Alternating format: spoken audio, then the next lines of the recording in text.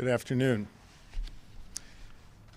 Last night at approximately 2 o'clock in the morning, while my family and I were asleep upstairs here at the governor's residence, one of the state troopers assigned to our detail banged on our door, woke us up and told us we had an emergency and needed to leave immediately.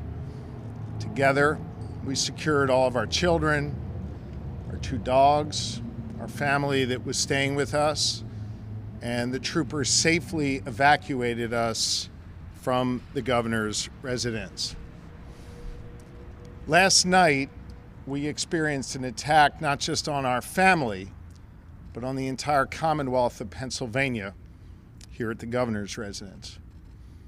I want to thank the Pennsylvania State Police for safely evacuating our family, for their bravery last evening, and for their careful leadership of this investigation.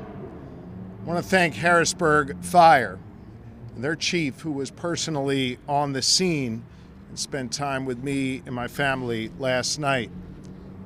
He and the other firefighters from Harrisburg ran toward danger to help keep us safe and quickly putting out the fire.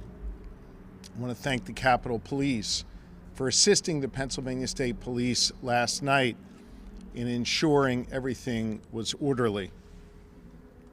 I want to thank the FBI and our federal partners for their assistance. I spoke a couple hours ago with Director Kash Patel of the FBI. He promised all of the resources of the federal government. He was extremely kind and courteous and thoughtful in his conversation with me. And I thanked him and the women and men of the FBI and the President of the United States for their support.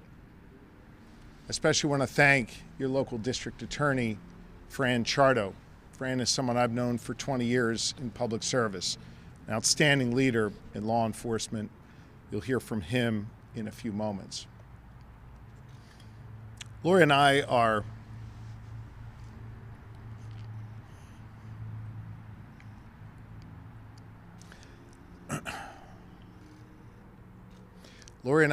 overwhelmed by the prayers and the messages of support that we've received from all across Pennsylvania and all across the United States. We've heard from our fellow governors and first spouses. We've heard from several of the former governors of Pennsylvania. We've heard from so many friends and loved ones. And we've heard from so many caring citizens of this great Commonwealth. I want you all to know that your prayers lift us up. And in this moment of darkness, we are choosing to see light. And we appreciate the light that you have shined upon us. Pennsylvania State Police, led by Colonel Christopher Paris, will brief on the specifics of what transpired. But we do know that this attack was targeted. We don't know the person's specific motive yet, but we do know a few truths. First, this type of violence is not okay.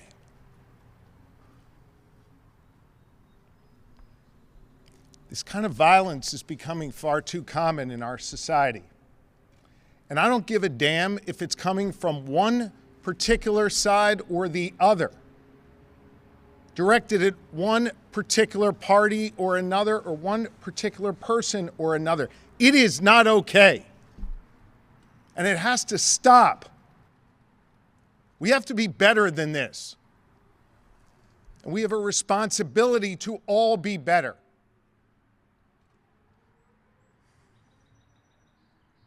Second, if this individual was trying to deter me from doing my job as your governor, rest assured I will find a way to work even harder than I was just yesterday for the good people of Pennsylvania. Here's a third truth. If he was trying to terrorize our family, our friends, the Jewish community who joined us for a Passover Seder in that room last night. Hear me on this. We celebrated our faith last night proudly, and in a few hours we will celebrate our second Seder of Passover again proudly. No one will deter me or my family or any Pennsylvanian from celebrating their faith openly and proudly.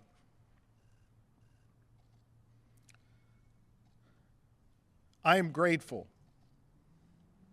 to the good people of Pennsylvania for giving me the honor to serve as their 48th governor. I will continue to pour every ounce of my being into this work. I'm going to do my best to be your governor, and right now to be a good husband and father to my family, who are obviously traumatized by what occurred here last night. We are grateful to law enforcement for helping ease some of that trauma thanks to their outstanding work. They were here within seconds, and they did an extraordinary job.